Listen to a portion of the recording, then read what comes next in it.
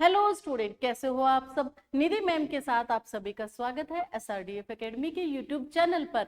जैसे कि मैंने आप लोगों से वादा किया था कि मैं लेकर आऊंगी RR ग्रुप डी की प्रैक्टिस सेट, और आज हम डिस्कस भी करेंगे हमारा 18/8/2022 को जो पेपर हुआ था उसके बारे में। बहुत बढ़िया डिस्कशन रहेगा, सभी बच्चे जल्दी जुड़ जाइए। ये क्लासेस आपको मिलेंगी MWF में, यानी कि मंडे, वेडनेसडे और फ्राइडे, डेली 5 बजे। चलिए पहले क्वेश्चन को शुरुआत करते हैं जल्दी जल्दी। देखो, ये क्वेश्चन जो है 10th क्लास की बुक में मिलता है, और मैंने जो ऑब्जर्व किया है ना आज तक, वो रेलवे को ना बुक से बड़ा प्यार है NCERT की। तो 10th क्लास की बुक सारे बच्चे पढ़ के जाना। देखो, अगर आप लोगों ने वहां ये पढ़ा होता तो इसका डायरेक्ट आंसर आपको याद होता। 1 माइनस कोस थीटा और 1 प्लस कोस थीटा, ये आपको सोल्व करना है। ये रूट में है। सबसे पहले रूट में जब आपको न्यूमरेटर और डिनोमिनेटर एक फ्रैक्शनल वैल्यू रूट में दी जाए और सिंप्लीफाई करने के लिए बोला जाए, तो बेटा आपको करना होता है रैशनलाइजेशन। क्या करना होता है? रैशनलाइजेशन, जिसे आप हिंदी में बोलते हैं परमीयकरण। क्या बोलते हैं? परमीयकरण। और इस परमीयकरण में क्या किया जाता है? इसमें किया जाता है कि जो ये नीचे वाला डिनोमिनेटर होता है, ये क्या है? 1 प्लस कोस थीटा। इसी को, जैसे ये रूट में है ना, तो इसी को भी रूट में ही लूंगी, लेकिन ये जो 1 प्लस कोस थीटा है ना, इसका अपोजिट सिंबल लूंगी 1 माइनस में कोस थीटा। यही मुझे ऊपर लेना है और यही नीचे लेना है, यानी कि इसी से डिवाइड करना है और इसी से मल्टीप्लाई करना है। जब हम ऐसा करेंगे तो देखो, ये क्या है? Root 1 minus cos theta. ये भी क्या है? Root 1 minus cos theta. Root के अंदर अगर सेम वैल्यू है तो क्या हो जाएगा? रूट कैंसिल हो जाएगा और यहाँ पे बचेगा 1 माइनस कोस थीटा। इसी तरीके से 1 प्लस कोस थीटा है, ये क्या है? 1 माइनस कोस थीटा। तो ये a प्लस बी का फॉर्मूला है, ये a माइनस बी का फॉर्मूला है, जो कि आपका होता है a square minus b square. तो यहाँ पे क्या आना चाहिए? 1 माइनस में कोस स्क्वायर थीटा। लेकिन इनके पास रूट था, और क्योंकि ये दोनों वैल्यू अलग अलग थी तो रूट कैंसिल तो नहीं हुआ, तो इस पे रूट भी रह जाएगा।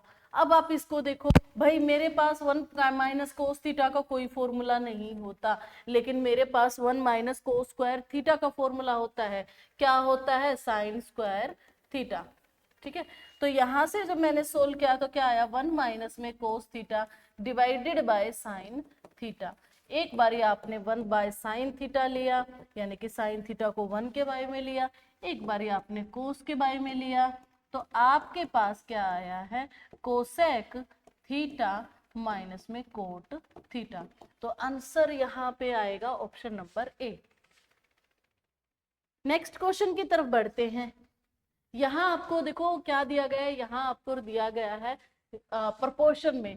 ठीक है, देखो रेशो क्या होता है? रेशो का मतलब होता है ए रेशो बी, यानी कि जो दो बिंदु है ये अनुपात को शो करती हैं, और इसको हम सोल्व करते हैं ए बाय में बी, यानी कि लोवेस्ट फ्रैक्शन जो होता है उसमें कन्वर्ट किया जाता है, इसे रेशो बोलते हैं।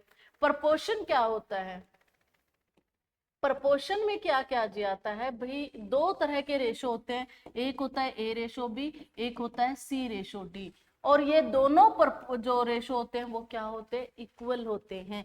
कि जब मैं ए बटे में बी करके सोल्व करूंगी, यानी कि लोवेस्ट फ्रैक्शन निकालूंगी, और सी के बटे में डी करके इसका लोवेस्ट फ्रैक्शन निकालूंगी, तो ये दोनों क्या होंगे? इक्वल होंगे। तो यही ट्रिक आपको बेटा यहाँ पर लगानी है। कि कैसे कर सकते हो आप?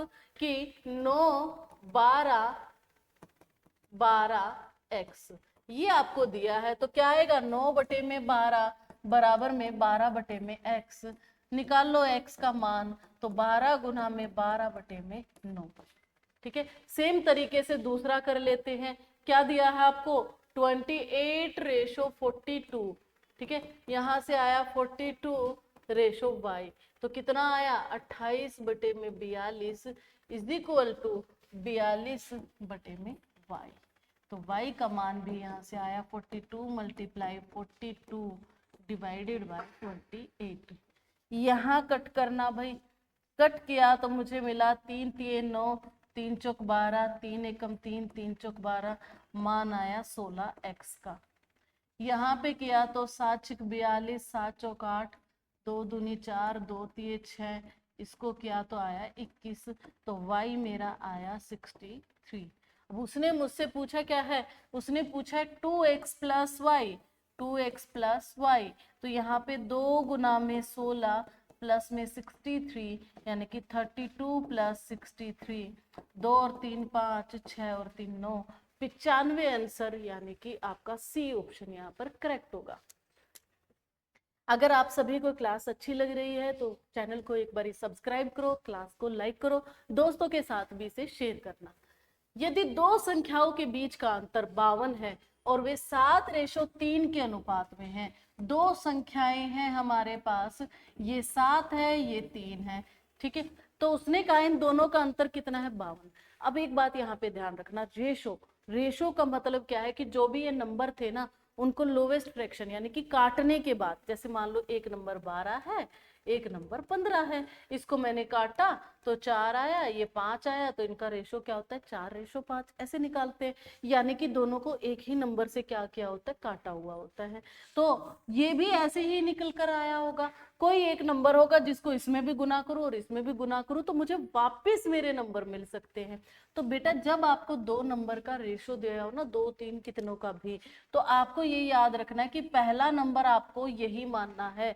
तो आप क्या कहेंगे कि पहला नंबर है मेरे पास 7 यूनिट, ये यूनिट वो मान है जो इनको काटने के लिए इस्तेमाल हुआ था। ऐसे ही दूसरा नंबर आप मानेंगे 3 यूनिट। अब ये यूनिट जो केस है ना, ये आपको सिर्फ दिमाग में रखना होता है, आपको इसका ऐसे लिख कर नहीं देखना एग्जाम में, वरना ऐसे तो बच्चों की तरह लिखते रह जाओगे। अब पहला नंबर अगर 7 है, दूसरा नंबर 3 यूनिट है, तो दोनों का अंतर कितना होना चाहिए, 4 यूनिट होना चाहिए दोनों का अंतर।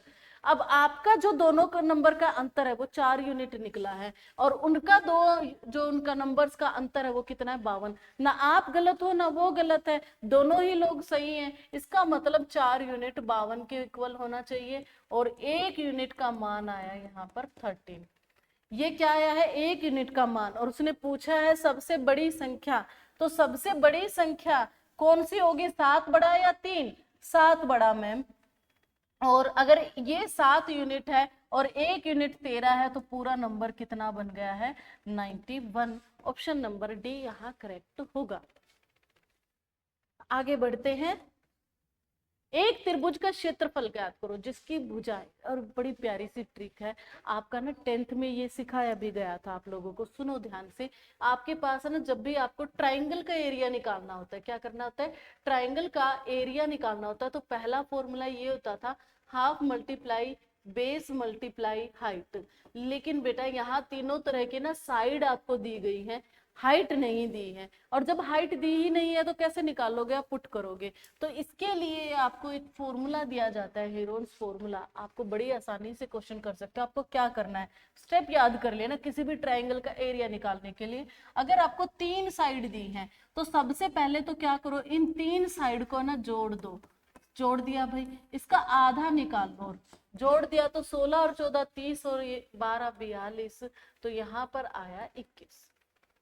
सही है, ये जो 21 आया है ना, इसको यहाँ रूट में लो, और 21 के साथ जो गुना में आएंगे वो क्या आएंगे, इस 21 से ये साइड कितनी ज्यादा छोटी है, यानी कि 21 से इन साइड का अंतर क्या है। तो पहला अंतर निकालो मेरे बच्चों, ये 21 है, और इसका 12 से अंतर अगर मैं निकालू तो 21 12 कितना अंतर आया, 9। अगर ऐसे ही मैं दूसरा अंतर निकालती हूं, किसका, 21 का 14 से, तो कितना आया है, 7। अगर अगला निकालू मैं, किसका, 21 का 16 से, तो कितना आया है, 5। ये आपके पास नंबर आए, अब आपको स्क्वायर रूट ओपन करना है। 7 के कोई फैक्टर नहीं होते, 5 के कोई फैक्टर नहीं होते, 9 परफेक्ट स्क्वायर है तो उसके फैक्टर में बनाने की जरूरत नहीं है, डायरेक्ट 9 का स्क्वायर 3 हो सकता है। तो 21 का हम स्क्वायर रूट बनाते हैं, तो 21 का जब मैं बनाऊंगी तो क्या आएगा भाई, 7 गुना में 3 गुना में 9 ऐसे के ऐसे, 7 ऐसे के ऐसे, और 5 ऐसे के ऐसे, ठीक है। अब यहाँ पर देखो तो आप देखोगे तो ये 7 है, ये भी 7 है, दो साथ साथ गुना हो रहे हैं, तो क्या होगा मैम, ये बाहर आ जाएगा। क्यों, क्योंकि उसी नंबर को उसी नंबर से गुना करने पर स्क्वायर रूट ब्रेक हो जाएगा। और 9 का जो स्क्वायर होता है वो स्क्वायर रूट होता है वो 3 होता है। तो अंदर मेरे पास बच गया है 3 गुना में 5, यानी कि अंदर आया 21 रूट 15। ऑप्शन नंबर आपका सी करेक्ट होगा। चलो अगली क्लास की तरफ। यहाँ आपको ये क्वेश्चन 10th क्लास में, यहाँ पे डैश डैश लगा लीजिए, गड़बड़ है, ठीक है। 10th क्लास में ये भी क्वेश्चन आए थे कि देखो क्या दिया है, इसने कहा इसको भिन्न यानी कि फ्रैक्शन रूप बताओ। अब देखो फ्रैक्शन बनाने का रूल ये होता है कि बेटा जितने डेसिमल के बाद नंबर है, मान लीजिए यहाँ है, ठीक है, उतनी ही नीचे जीरो लगा देते हैं। तो 2 6 6, पहली बात तो यही इनफाइनाइट टाइम्स आ रहा है। अब जब ये इनफाइनाइट टाइम्स आ रहा है तो मैं यहाँ जीरो भी क्या हो जाएंगे, इनफाइनाइट टाइम चली जाएंगे। तो कितना ये इन्फिनिटी कैसे निकाल लेंगे हम, ये तो पॉसिबिलिटी नहीं है। तो सबसे पहले वहां पर आपको सिखाया ही ये गया था 10th क्लास में, कैसे हम इस डैश डैश यानी कि इस इनफाइनाइट टर्म को कैंसिल कर सकते हैं। इसकी शॉर्ट ट्रिक अभी हमें सीखनी है, क्योंकि वहां हमें ये मेथड लेंथी कराया गया था। तो शॉर्ट ट्रिक को थोड़ा सा ध्यान से सुनो बेटा। क्या करना है, देखो इन नंबर्स को कैसे लिखा जाता है। 2.6 बार, बार का मतलब है जो नंबर रिपीट हो रहा है इनफाइनाइट टाइम, उसके ऊपर एक आप ऐसे लगा देते हो, ठीक है। ऐसे 2.7 बार, तो ये भी आपने कर लिया। अब आपको इसकी ट्रिक सुनो ध्यान से। आपको क्या करना है, ये 26 है ना, ये पूरा नंबर अगर ना डेसिमल हो ना बार हो तो कितना है, 26 है। और इसके आगे फ्री नंबर जो है वो कितना है भाई, 2 है। तो इस 26 में से करेंगे 2 माइनस। अब फ्रैक्शन है तो बटे में भी कुछ आएगा। बटे में क्या आएगा, जितने भी नंबर के ऊपर डेसिमल के बाद मेरे पास एक नंबर है जिसके ऊपर बार है, तो जितने भी नंबर बार के अंदर है उसके नाम क्या आ जाते हैं, यहाँ 9। मान लो यहाँ 2 नंबर होते, ठीक है, 61 होता मान लीजिए, तो यहाँ 61 होता तो यहाँ 2 9 लिख देती। अगर यहाँ पे एक नंबर विदाउट बार वाला होता तो उसके नाम का आ जाता 0। जैसे फॉर एग्जांपल मैं आपको समझाती हूँ, यहाँ पे ना एक नंबर और लिख दिया 2.1 और 6 बार है, तो आपको क्या करना है, इस 1 के नाम का यहाँ 0 लगा देना है, ठीक है। लेकिन अभी हमारे पास ऐसा कुछ है नहीं, तो हमने किया इसको सिंपल, ठीक है। तो सिंपल इसको हम क्या कर देंगे कि ये है 2.6 बार, तो इसके एक ही नंबर के ऊपर बार है तो एक ही 9 आया, 2 नंबर के ऊपर बार तो 2 आता। सेम यहाँ पर कर दो बेटा, ये 27 है, इसमें से क्या हो जाएगा, 2 माइनस हो जाएगा, और नीचे क्योंकि यहाँ भी एक ही नंबर के ऊपर बार है तो यहाँ भी 9 आ गया।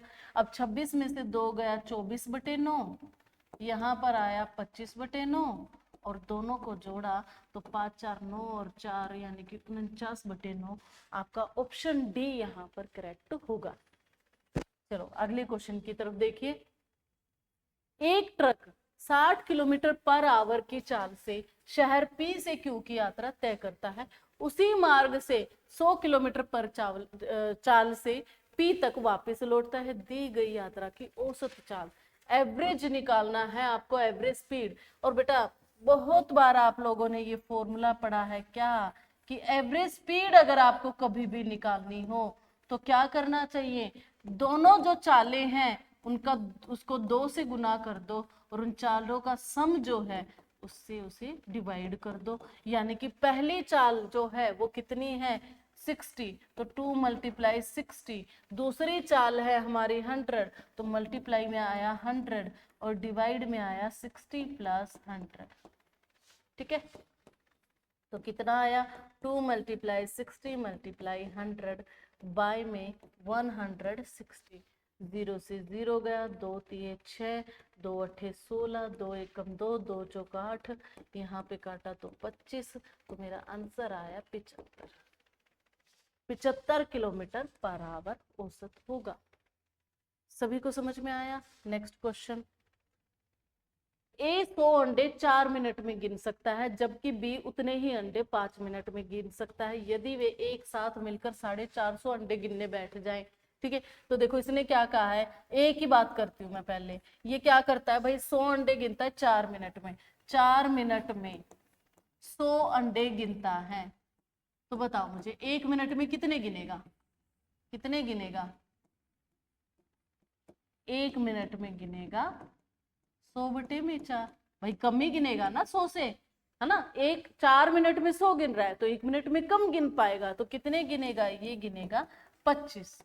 सेम अगर मैं बी के लिए बात कर देती हूँ, बी कितना करता है 5 मिनट में, 5 मिनट में कितने गिन रहा है वो, 5 मिनट में कितने गिन रहा है?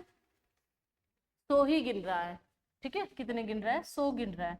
तो 1 मिनट में कितने गिनेगा वो? 1 मिनट में गिनेगा वो 100 बटे में 5 यानी कि 20। ये 1 मिनट में 100 गिन सकता है, ये 1 मिनट में 25 गिन सकता है, सॉरी ये 20 गिन सकता है। अब देखो आपका दोस्त है ना 1 मिनट में 25 गिन पा रहा है, आप 1 मिनट में 20 गिन पा रहे हो। दोनों के जब मैंने 1 मिनट के बाद अंडे मिलाकर गिने तो कितने गिन दिया आपने? 1 मिनट में 45 अंडे गिन दिए दोनों ने मिलकर। सही बोला मैंने? ठीक है, 45 अंडे गिन दिए और गिनने हैं आपको 450। कितने गिन दिया आपने 1 मिनट में? 45। और गिनने कितने हैं बेटा? गिनने हैं आपको 450, यानी कि 10 गुना करना पड़ेगा तो 450 अंडे आपको मिल जाएंगे। अब अगर 10 गुना अंडे गिनने हैं तो 10 गुना समय लगेगा, यानी कि टोटल आपको 10 मिनट लगेंगे। कितनी मिनट लगेंगे? 10 मिनट आपको लगेंगे। बहुत ही इजी क्वेश्चन था ये। ठीक है, चलिए नेक्स्ट करते हैं। वर्तमान में मेरे पिता की आयु मुझसे 25 वर्ष अधिक है। ठीक है, 5 वर्ष पहले हमारी आयु का योगफल 39 था। मेरी वर्तमान आयु ज्ञात करो।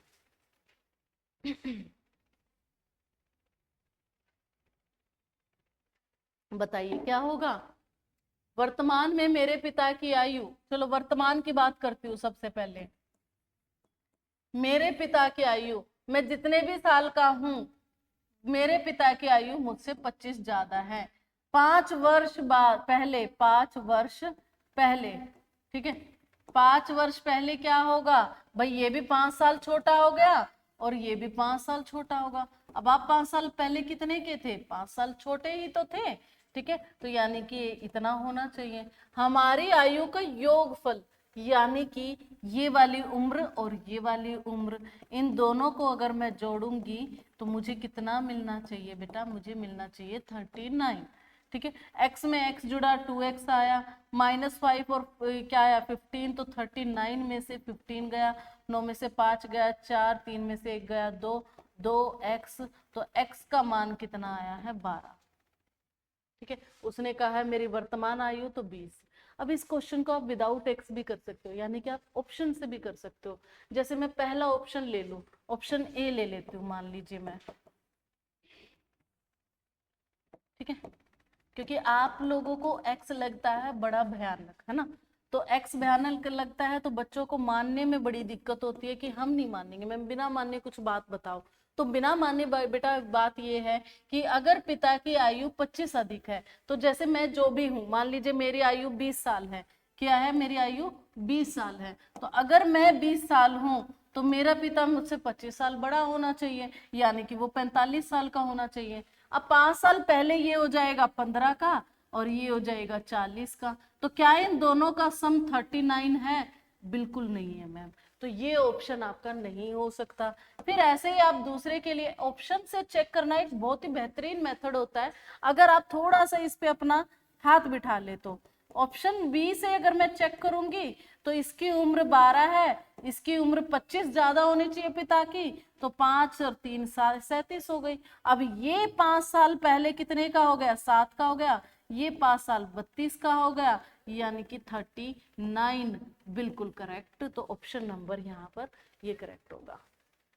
ठीक है, ऑप्शन से, ऐसे क्वेश्चन को ऑप्शन से जरूर चेक करना। ये बात हमेशा याद रखो, आपको पता होना चाहिए कि एग्जाम टाइम में आपको कब किस टाइम पे क्या काम करना है। कि अगर आप चाहते हो कि भाई मतलब जल्दी क्वेश्चन हो जाए, और इस तरह का क्वेश्चन, एजेस के क्वेश्चन की ना मेरे पास, मैं आपको बताऊं, 2-3 ट्रिक से सारा मामला सोल्व हो जाता है। एजेस में या तो मेरी कुछ साल पहले 4:1 में थी, कुछ साल बाद 2:3 में हो गई, ऐसे क्वेश्चन पूछे जाते हैं। ये इस तरह के थोड़े से ना लेंथी स्टेटमेंट बना दी जाती है। जब ऐसी स्टेटमेंट हो तो आपको ऑप्शन से करना है।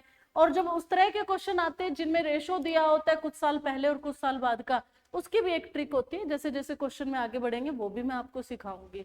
ठीक है, तो इन 2 तरीके से ही एजेस के सारे क्वेश्चन हो जाते हैं। फिर तीसरे एवरेज में एजेस में क्वेश्चन आते हैं एवरेज बेस्ड, जो कि एवरेज में भी मिलेंगे आपको और एजेस में भी मिलेंगे। ठीक है, एक टेलीविजन की कीमत एक प्रिंटर की कीमत से 35,000 कम है। ठीक है, प्रिंटर की कीमत टेलीविजन की कीमत से दुगनी है। देखो क्या बोल रहा है ये। ऐसे क्वेश्चन अगर आपने एग्जाम में छोड़े तो आपने अपने सिलेक्शन को भाई भगा दिया। ठीक है, एक है मेरे पास टेलीविजन और एक है मेरे पास प्रिंटर। ठीक है, अब इसने क्या कहा है, प्रिंटर की कीमत टेलीविजन की कीमत से दुगनी है, जितना भी ये होगा उसका 2 गुना कौन होगा, प्रिंटर होगा। सही बात है। अब इसने कहा टेलीविजन की कीमत एक प्रिंटर की कीमत से ये 2 होना चाहिए, तो ये मान लो ये 1 मैंने अपनी तरफ से ले लिया, ये क्या है 1 है। ठीक है, तो ये इसका दूसरा प्रिंटर कितना होना चाहिए, इसका 2 गुना। ठीक है, तो 2 हो गया। देखो मान लो मैं, आप कहोगे मैम 1 ही क्यों माना है, मैं अपनी पास से ना कुछ भी मान लेती हूँ। मैंने ना जो टेलीविजन मान लिया 10,000 का आता है, तो प्रिंटर क्या है, इससे दुगना है, इससे दुगना है तो कितने का होना चाहिए, 20,000। ठीक है, अब अगर इनका रेशो निकालूंगी तो रेशो तो 2 ही आएगा, ये 2 रेशो 1 ही आएगा ना। तो रेशो हमेशा इनका किस में मिलेगा, 2 रेशो 1 में मिलेगा, क्योंकि ये इससे दुगना है। तो दुगना तिगुना ऐसे वर्ड जब भी इस्तेमाल किए जाते हैं तो हम बहुत आसानी से रेशो निकाल सकते हैं। अब इसने कहा है कि भाई जो ये मेरे पास आया है ना कि ये 2 है और ये 1 है, इसने कहा इन दोनों का अंतर है 35,000, कम है ना। तो मैंने अभी आपको पीछे क्वेश्चन नहीं किया था रेशो का कि दोनों का अंतर दे रखा था, वही ट्रिक यहाँ लगा दो कि भाई ये 2 का है ये 1 का है, तो दोनों का अंतर कितना है, 1 यूनिट। और वो कितना होना चाहिए, उसने कितना दे रखा, उसने दे रखा 35,000, तो 1 यूनिट का मान कितना आ गया, 35,000। उसने पूछा क्या है, टेलीविजन की कीमत ज्ञात करो, तो टेलीविजन की कीमत कितनी होगी, 35,000। बताओ ऐसा क्वेश्चन किस किस को मजा आएगा एग्जाम टाइम में करने में, सभी को आएगा है ना। बस मैम ऐसे ही क्वेश्चन मिल जाए, हमारा इस बार रेलवे में बेड़ा पार हो जाएगा। ठीक है, चलिए देखो ये डेसिमल का क्वेश्चन, ये बहुत आसान होते हैं। बच्चे क्या करते हैं, बच्चे ऐसे सोल्व करते हैं इसको, 0.0486। ठीक है, अब बच्चा क्या करते हैं, इसका डेसिमल हटाना, तो 1 2 3 4, तो मैं क्या करूंगा, मैं 486 के डिवाइड में 1 2 3 4 लगाऊंगा। फिर यहाँ पर मैं क्या करूंगा, इसके बारे में क्या है 3, तो 1 2 3 करूंगा, और फिर क्या करूंगे 486, ठीक है, डिवाइड में 10,000 मल्टीप्लाई में 1000 डिवाइड में 2, 3 जीरो से 3 जीरो गई, यहाँ पे काटा तो 2 4 और 3, तो कितना आया 243 डिवाइडेड बाय 10 यानी कि 24.3। ऐसे करते हैं बच्चे इसको। मैं कह रही हूँ बेटा ऐसा नहीं करना, सिलेक्शन ऐसे नहीं मिलता है, ऐसे क्वेश्चन करने से सिलेक्शन नहीं मिलेगा। थोड़ी सी स्मार्ट करो अपनी स्टडी को, हार्ड वर्क नहीं करना है, स्मार्ट वर्क करना है। मैं आपको कह रही हूँ देखो यहाँ कितनी डेसिमल है, यहाँ 4 डेसिमल है, कितने डेसिमल है 4 डेसिमल है, और यहाँ है 3 डेसिमल, यहाँ 4 डेसिमल है यहाँ 3 डेसिमल है, तो दोनों का अंतर कितना आया 1 डेसिमल का। अब इस 1 डेसिमल को ध्यान रख लिया, ठीक है, बस यहीं पे खत्म है डेसिमल का मामला। अब विदाउट डेसिमल जो नंबर है वो है 486 डिवाइडेड बाई 2। अगर मैं सारे डेसिमल हटा दूं तो मैंने जब इसे काटा तो मेरे पास आया 2 4 और 3। ठीक है, अब मेरा 1 डेसिमल बचा हुआ था, तो 1 डेसिमल था तो मैंने 1 के बाद डेसिमल लगा दिया, भाई हो गया। ठीक है, तो मैंने जैसे आपको कहा कि स्मार्ट स्टडी करनी है, और वो आएगी ढेर सारे क्वेश्चंस की प्रैक्टिस करके। ठीक है, तो चलो आगे बढ़ो भाई। 2 डिब्बों में 7:5 के अनुपात में चॉकलेट है, यदि दोनों डिब्बों में चॉकलेट की संख्या, ये क्वेश्चन मुझे लगता है अंतर वाला है ना, आरआरबी का फेवरेट हो गया है। देख लो तीसरा क्वेश्चन है सेम ट्रिक से, 7:5। ठीक है, ये आपको अनुपात दिया है, दोनों में क्या है चॉकलेट है, दोनों में जो चॉकलेट की संख्या है उसका अंतर है 28। तो अंतर यहाँ पर कितना है बेटा, यहाँ है 2 यूनिट। अगर 2 यूनिट अंतर 28 के बराबर है तो इसका मतलब 1 यूनिट का मान मेरा होना चाहिए 14। और यहाँ अधिक संख्या वाला, अब बताओ 7 में ज्यादा होंगी, 7 में ज्यादा चॉकलेट होंगी या 5 में, मैम 7 में होंगी, तो 7 गुना में 14, तो 98 चॉकलेट जो है इसमें होंगी। तो देखो मैंने जो ट्रिक आपको कराई है वो ऐसी ट्रिक है जो एक ट्रिक से कितने क्वेश्चन सोल्व हो रहे हैं। ठीक है, और ये तो लगता है आरआरबी का फेवरेट बन चुका है भाई, ये तो सभी को आता है, कैसे नहीं आएगा। 5 पावर 3, 5 पावर 4 और 5 पावर 2, जब भी बेस सेम होता है, मैथ्स का रूल है, अगर बेस सेम है तो पावर, और सभी मल्टीप्लाई में है तो पावर हो जाती है ऐड। क्या हो जाएंगी? ऐड। तो 5 पावर 9 यहाँ पर हमारा आंसर हुआ। ठीक बात है। चलिए थोड़ा सा आगे बढ़ो। यदि 3 संख्याओं का अनुपात, अब ये क्वेश्चन ध्यान से करना क्योंकि इस क्वेश्चन में बच्चे बड़ा मार खाते हैं। 3 संख्याओं का अनुपात ये है और उनके वर्गों का योग, जैसे मैंने आपको बोला पहला नंबर 5 मानोगे यूनिट में, ठीक है, यूनिट दिमाग में होना चाहिए। दूसरा नंबर 6 यूनिट मानोगे, तीसरा नंबर 8 यूनिट मानोगे। जब इसका स्क्वायर करेंगे ना तो 25 आएगा, है ना, इसका स्क्वायर करेंगे तो 36 आएगा, और इसका स्क्वायर करेंगे वर्ग जिसे हम कह रहे हैं तो 64 आएगा। अब यहाँ गलती कहाँ करते हैं बच्चे? बेटा ध्यान से सुनो मेरी बात को। जैसे यहाँ था, यहाँ हमें चीजों को क्या करना था? सब्ट्रैक्ट करना पड़ रहा था। तो मैं जब 7 यूनिट में से 5 यूनिट को माइनस करूंगी, ठीक है, तो मेरे पास आंसर आएगा कितना? 2 यूनिट। तो इसीलिए मुझे बहुत आसान पड़ रहा था ये क्वेश्चन। लेकिन जब मैं इस क्वेश्चन की बात करूंगी ना, और मैं आपको ये कहूं कि 5 यूनिट का स्क्वायर कर दो, तो आप क्या करोगे? 5 का स्क्वायर 25 है, लेकिन ये यूनिट भी तो बचता है, ये यूनिट बचता है तो ये यूनिट का भी क्या होगा? स्क्वायर। तो ये क्या आ जाएगा? Unit square. तो आपको ये बात बहुत ध्यान रखनी है, मोस्टली बच्चे यहाँ पर गलती करके आते हैं। तो आपको क्या ध्यान रखना है कि अगर 5 का स्क्वायर हो रहा है तो यूनिट का भी क्या होगा? स्क्वायर होगा। ठीक है, तो यहाँ पर ये सभी जुड़ तो जाएंगे, कोई दिक्कत नहीं है, लेकिन यहाँ पर इन सभी के साथ यूनिट स्क्वायर, यानी कि जो भी इन सब में मल्टीप्लाई होकर, जो कटकर ये आए थे ना, वही मल्टीप्लाई होगा तभी नंबर मिलेंगे, तो उसका स्क्वायर भी होगा। अब यहाँ पे इनके वर्गों का योग दे रखा भाई 1250, तो 1250 लगाओ बराबर में। ठीक है, 6 4 10, 10 5 15 आया 1, 6 3 9, 9 और 2 11 और 12, 125 यूनिट स्क्वायर 1250।